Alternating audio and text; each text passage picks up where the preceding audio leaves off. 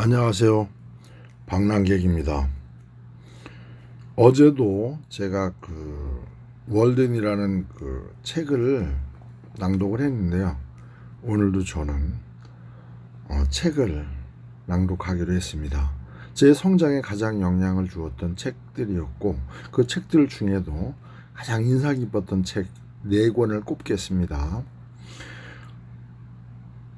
처음에 사춘기 때 읽었던 상록수, 그것도 농촌의 이야기고요. 그리고 영화를 먼저 보고 책을 봤던 바람과 함께 사라지다. 미국의 애틀란타 이야기죠. 남부지방의 농토를 대상으로 하면서 흑인들과 목화 농사를 지면서 이루어져가는 이야기. 그래서 바람과 함께 사라지도 몇 번 있고요. 나중에 2부가 나왔죠. 스칼렛. 예, 제 그 책도 다 사서 본 사람입니다. 그리고 그 다음에 제가 또 빼놓을 수 없는 것, 대지, 펄벅의 대지를 읽었습니다. 너무 감동이었어요. 땅에 대한 애착. 제목도 좋았고요. 또 하나 좋아한 거 있죠. 그것도 청소년 때 드라마로 먼저 보고 책을 봤고, 그 작가도 제가 몇 번 찾아갔던 토지입니다. 박경리님의 토지. 공통적으로 3개 다 땅에 연관되어 있고요. 농촌과 연관되어 있습니다. 농부의 가난했던 아들이라 그런지 땅을 좋아했는데, 도시에 나와서 살면서 땅 사는 것보단 엉뚱한 이상에 빠져서 땅을 못 샀던 게 되게 후회돼서 나이가 드니까 땅이 중요했구나, 이래서 제가 땅에 대한 이야기를 하고 싶어서 그 책들을 다시 한번 되짚어보고 생각해보고 이렇게 했는데, 제1편 먼저 펄벅의 대지를, 특히 미국인이었던 펄벅이 중국에서 성장하면서 중국에서 쓴 대지, 중국 이야기를 쓴 대지를 낭송해 보겠습니다. 격동하는 중국 역사 속에 작자의 마음을 강하게 움켜쥐었던 것은 도도한 변화에도 불구하고 중국의 광대한 국토에서 태어나 거기서 살고 그곳에서 뼈를 묻을 잡초처럼 강인한 중국 농민들의 모습을 그려낸 거죠. 땅에 대한 그들의 애착이 얼마나 강한지 작가는 피부로 느끼고 있는 거죠. 이게 주인공 하이라이트를 얘기하는 겁니다. 대지 속의 저자는 땅에 뿌리 박고 사는 중국 농민과 기계의 힘에 의지하고 있는 미국 농민의 차이를 제시하려고도 했지만, 역시 마음의 평화는 땅이 갖다 준 거죠. 그래서 땅 이야기입니다. 자, 스토리로 들어갑니다. 작품의 줄거리죠. 시대적인 배경은 1930년대. 중국에는 새로운 바람이 불어닥쳤고 사회는 혼란기에 접어들고 있었죠. 주인공인 왕릉은 안희성에 사는 가난한 농민이다. 이야기는 그가 신부를 맞아들이는 날부터 시작되는데, 그의 아내는 대부호인 황가의 노예로 산동성의 빈농이었던 그녀의 아버지가 어릴 적에 그 집에 팔았던 것이다. 부부는 땅을 생명처럼 여기며 아침부터 밤까지 열심히 농사를 짓는다.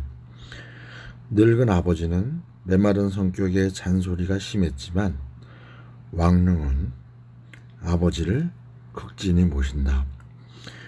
이윽고 홍수와 한밭, 메뚜기 떼의 내습 등 견디기 힘든 시련이 닥친다.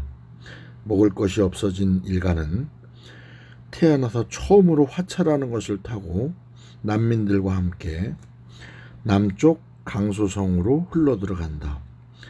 그리고 왕릉은 인력거꾼으로, 아내는 자식들의 손을 잡고 걸식 생활을 하면서 커다란 저택 담벼락 옆에 천막을 치고 살아간다. 이듬해 봄, 폭등이 반발했을 때 혼란의 와중에서 왕릉과 오라는 보물이 든 주머니를 줍게 되자 그것을 가지고 고향으로 돌아간다. 이윽고 황가가 몰락하자 왕릉은 그 토지와 저택을 사들여 대지주가 된다. 왕릉은 우연한 기회에 성 안에서 차 심부름을 하는 렌희에게 마음을 빼앗기게 되며 그녀를 둘째 부인으로 맞아들여 가정에 혼란을 빠지게 만든다. 하지만 여전히 토지에 대한 애착은 강했으며 재산을 불리는 데 대한 관심도 높았다. 왕릉의 세 아들들은 모두 일정한 교육을 받았는데 장남은 화려한 귀족 치밀을 가진 반면에 차남은 장사의 수완을 보였으며 셋째 아들은 집을 뛰쳐나가 군벌의 우두머리가 된다. 자식들은 성장함에 따라 아버지의 토지를 팔 의논을 하지만 이를 난 왕릉은 불같이 화를 내며 땅을 손에서 놓는 것은 곧 일가의 몰락과 죽음을 의미한다고 호통을 친다. 그러는 동안에 게으름뱅이 숙부 일가가 집안으로 굴러들어 일가의 골칫거리가 되지만 이윽고 숙부 부부는 죽고 아들들은 떠나가고 왕릉의 아버지도 세상을 뜬다. 왕릉은 집에서 부리던 소녀 리위를 또 애첩으로 맞아들이게 된다. 왕릉이 대지주가 되기 전부터 성실하게 일을 도와주었던 사람은 이웃의 첸이었다. 첸은 늙은 왕릉을 대신하여 땅을 보살핀다. 그러나 이젠 오랑도 첸도 죽고 늙고 병든 대주지인 왕릉의 고독한 모습이 이윽고 찾아올 죽음의 운명을 암시하며 이야기는 막을 내린다. 왕릉이 죽을 때까지 집착했던 것은 바로 모든 것을 낳은 대지였다.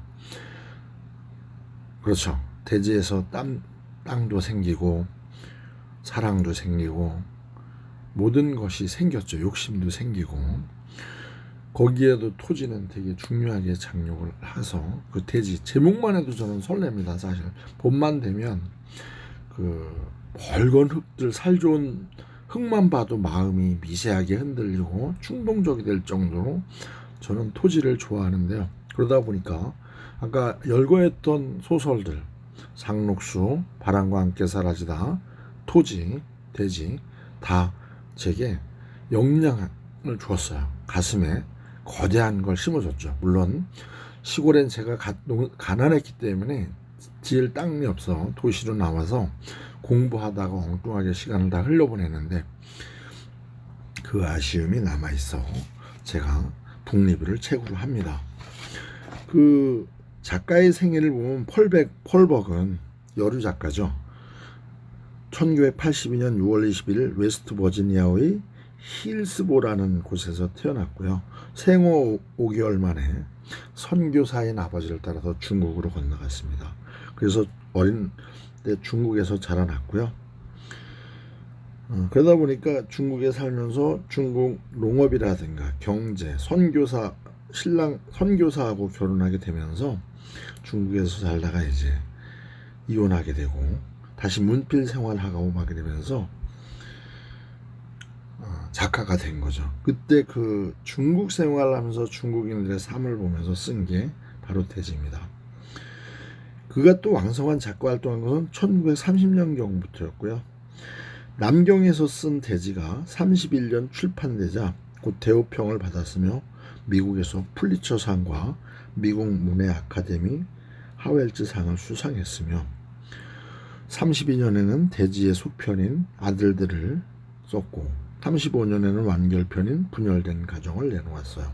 저도 이 두 권 책은 아직 읽지 않았습니다. 선교사를 그만두고 남편과 이혼하고 또다시 이제 출판사 사장인 사람하고 결혼해서 살면서 작가로 활동을 하게 됐고요.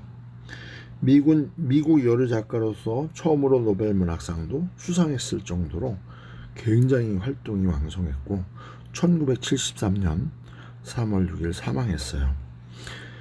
중국의 소설은 결코 소설가의 소설이 아니다. 그것은 이야기를 전하는 민중의 목소리에 의해 생겨난 것이다. 자서전에 쓴 이야기고요. 펄벅에게는 첫남편과 사이에서 낳은 두 딸이 있었는데 큰딸은 극도의 정신박약아였습니다. 큰딸의 전제는 그녀에게 글을 쓰게 한 동기 중에 하나가 되었으며 대지에서 왕릉의 딸의 모델이 되고 있죠. 1962년 미국 백악관에서 있었던 펄벅 여사의 일화를 아십니까? 최종구 서울대 법대 명예교수가 물었어요. 노벨 문학상을 받은 미국 작가들을 초청한 자리였다고 합니다. 케네디 대통령이 펄벅에게 요즘 어떻게 지내시냐고 묻자 한국이 배경인 소설 살아있는 갈대를 쓰고 있다고 대답했어요. 케네디가 아이고 골치 아픈 나라인데 우리는 손을 떼고 일본한테 맡기는 게 좋지 않을까 싶다고 하자 펄벅이 정색을 했다. 대통령이란 자리에 있으면서 한국 사람들이 얼마나 일본을 싫어하는지 모르고 그런 말씀을 하십니까? 최 교수는 사람들이 펄벅을 대지의 작가로만 알고 있을 뿐 그가 한국을 사랑했는지는 잘 모르고 있다고 말했다. 이거 사실입니다.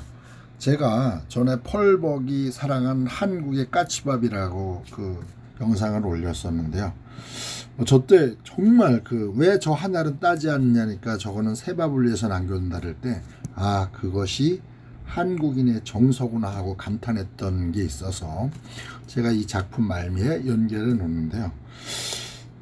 펄벅이 문학만 뛰어나고 이런 게 아니라 정말 우리에게는 그 한국을 사랑했고 요거 말고 또 스토리가 몇 개 더 있는데 나중에 기회가 있으면 더 올릴 거고요.